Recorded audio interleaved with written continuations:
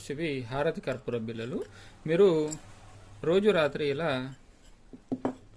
ఒక చిన్న హారతి కర్పూర బిళ్ళను తీసుకొని దీన్ని పొడిలాగా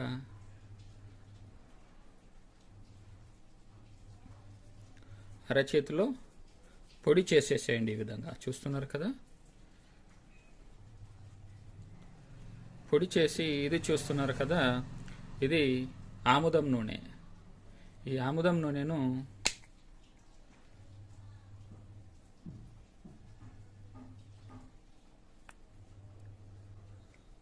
కాస్తంత తీసుకొని ఇందులోనే వేసి